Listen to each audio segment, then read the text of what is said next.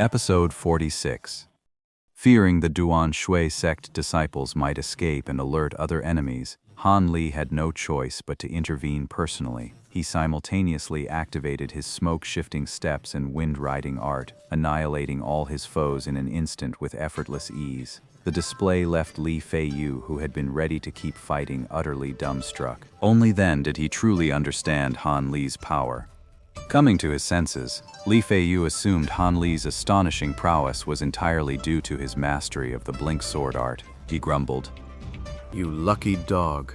You actually managed to learn such an incredible secret art. Why can't I ever get that kind of luck?" Han Li simply ignored his friend, who was now radiating pure envy, and began to ruthlessly eliminate any enemies he encountered on the road, no longer holding back his true power. Every enemy proved utterly helpless against Han Li's uncanny footwork. Not a single one could withstand even a single blow before meeting their end. And so, with Han Li's overwhelming display of power, the two of them easily reached Elder Li's residence, met Ma Rong, and learned from him that Elder Li and Zhang Shuer had already gone up Sunset Peak. Hearing this, Li Feiyu's face turned ashen. Zhang Shuer went to Sunset Peak? Yes, that girl is being utterly reckless. Right now, Sunset Peak is a dragon's den and a tiger's lair. Her going there is no different from stepping one foot into the gates of hell. With no other choice, the two of them discussed it briefly, then left Elder Li's residence and hurried back toward Sunset Peak. But before they could leave, a minor incident occurred. Just as the two were about to leave, that loathsome fat man, the sect master Wang's confidant, actually pulled out his command token again. He ordered them to stay, threatening to deal with them according to sect rules if they refused. Li Feiyu was frantic with worry, his mind consumed by Zhang Xuer's safety. What did he care about some sect rules now? He knocked the long-winded fat man out cold with a single palm strike, then ordered the man's underlings to stay and protect the group. With that, he and Han Li strode off. As soon as they neared Sunset Peak, the sheer number of enemies there gave them a nasty shock. They knew a direct assault was out of the question. After some discussion, the two of them hatched a clever plan.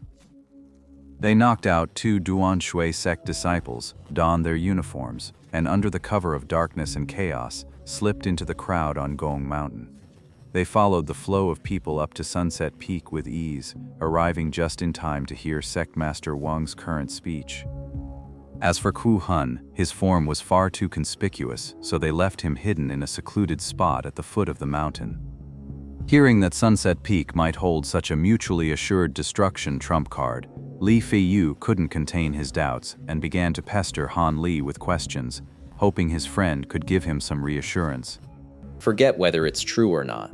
The most important thing now is to get into the main hall, meet up with your sweetheart, and then slip quietly down the mountain. Regardless of whether it's true or not, staying here is far too dangerous. But how am I supposed to slip in with everyone watching? We'll just have to wait a bit longer, see if an opportunity presents itself. Just as the two of them were hiding behind the crowd, frantic and fuming, the ground beneath their feet began to tremble. At first, it was subtle, but then it grew violent. Many people couldn't keep their footing, tumbling to the ground. Countless rocks broke loose from the shuddering peak and tumbled down the mountainside. It's bad. The mountain peak is going to collapse. That bastard Wang is trying to take us all down with him. What? Why is the mountain shaking? Oh my God, it's an earthquake. Some reckless fool in the panicked crowd suddenly shouted that out. At those words, most people grew even more terrified. Some even ignored Wang Juchu's prior warnings, scrambling and stumbling toward the road junction in a desperate attempt to flee what they believed was a mountain on the verge of collapse. A tremendous crash of collapsing rock echoed through the air, and the ground beneath them shuddered with a renewed, violent intensity. At the sound of that colossal crash, everyone believed it was the beginning of the entire mountain's collapse. They were plunged into utter despair. Even if they wanted to flee now, it was already far too late. Jia Tianlong was both shocked and furious. Though he was still surrounded by his loyal iron guards, his mind was a complete blank, utterly at a loss for what to do. His gaze instinctively turned to the golden light immortal, the pillar he had relied upon. but seeing the panic on the other's face, he could only offer a bitter smile. It seemed the immortal was in no position to save anyone else. I thought the men of the Wild Wolf Gang were all fearless heroes. Turns out you're just a rabble. Wang Ju's mocking words suddenly rang out, cutting through the mountain's turmoil and reaching every ear with crystal clarity, a testament to his refined cultivation. As soon as he spoke, the trembling of the ground miraculously ceased. It was as if the entire mountain had, in that instant, quelled its fury and returned to a state of calm. It was only then that the crowd realized the stone hall they had been watching had vanished without a trace, leaving behind only a massive, several-acre-wide chasm in its place. A few of the bolder souls edged forward, peering over the rim. They couldn't help but suck in a sharp breath of cold air. The hole was a pitch-black maw, its bottom impossible to see, giving only a sense of fathomless depth. Sect leader Jia, I trust this evidence is sufficient to prove my point. Jia Tianlong's face was ashen. He didn't reply immediately, instead sweeping his gaze around the room. He saw that his own men were all looking shaken and terrified. Not only the ordinary gang members and the men from the other societies, but even the iron guards at his side looked exceptionally grim. Seeing this, Jia Tianlong understood that his plan to wipe out the Seven Mysteries sect in one fell swoop tonight was no longer possible. It seems a tactical retreat is our only option now. We'll need to regroup and plan our next move carefully. What are your terms? But you should know, even so, we're only at a stalemate here. Don't push your luck. The conditions are few and simple. There are only two. First, your people must withdraw from our sect's territory. This withdrawal will be conducted in batches, and it will be under the supervision of our disciples. Agreed. No problem. The second condition is this. You and I must engage in a life and death contract duel right here. Only then may you leave. A death contract duel? Is that for real? Is he insane? The moment Wang Juchu's words left his mouth, they sent a shockwave through the crowd opposite him. Everyone who heard those words wore a different expression. Some recoiled as if from a venomous snake, their faces paling with shock. Others, however, grew visibly excited, practically itching for a fight. Jia Tianlong's expression shifted at the news, but he quickly regained his composure. Did I hear that right?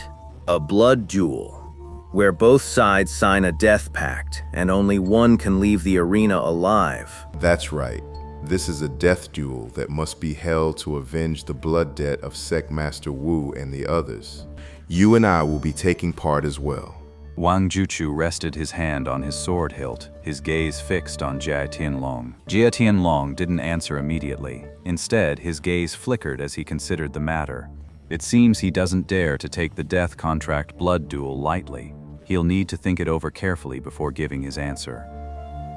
Seeing everyone around him buzzing about this death contract duel, Han Li, who was completely in the dark, couldn't hold back any longer and asked Li Feiyu beside him. What's a deathmatch contract?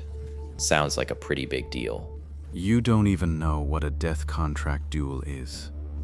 That's the most infamous, bloody way for Jianghu folk to settle a score. You really didn't know? Of course I don't know. I'm not exactly well-versed in these Jianghu matters, so I had no idea what this death contract was. Right. I almost forgot about that. A death contract duel means both parties sign a life and death agreement before the fight, declaring that once they enter the arena, only one of them will walk out alive. If anyone dares to flee the arena, they'll not only be utterly disgraced and reviled, but they'll also be hunted down by the entire Jianghu, because everyone believes a death pact duel is a sacred and inviolable contest. Anyone who defiles it deserves to be executed as a warning. And since this type of duel is usually reserved for multi-person death matches, it's especially bloody and brutal. In recent years, it's become quite rare to hear of anyone using that method of combat. Han Li frowned. Having learned the nature of a death contract duel, he was rather dismissive of the sudden challenge proposed by Sect Master Wang. In his view, this kind of duel was clearly a lose-lose proposition. Why even bother with it? It would be better to just let these enemies leave cleanly and early. That way we avoid any chance of complications. Fine. I agree. We can proceed with a deathmatch. After careful deliberation, his gaze lingering on Golden Lightmaster for a few moments, Jia Tianlong finally made his decision. Wang Juchu wants to use this chance to kill me. Well, I can use this golden opportunity to wipe out the 7 Mysteries sect's remaining elite forces in one fell swoop. What's Wang Juchu's game? I know exactly what he's up to. He's counting on the backing of those 3 secretive martial uncles, isn't he? Unfortunately, I was already prepared. With a flying sword practitioner as my trump card now, my odds of winning this death duel are over 90%. Jia Tianlong calculated that as long as he could eliminate Wang Juchu and the remaining elite fighters of the 7 Mysteries sect during the deathmatch, it wouldn't matter if this current scheme failed, because the next time he attacked, the other side would have absolutely no power to resist. After all, training a true expert takes years, not months. That's why Jia Tianlong, a man who always thought twice before acting, was willing to take this risk and sign the death contract. Sectmaster Wang, according to the rules of a death contract duel, since you proposed the time and place for the contest and I did not object, then the number of participants and the method of combat should be for me to decide, correct? That's right. Very well. I propose a duel with 100 participants, 50 from each side, in a free-for-all melee. 50 people in a melee?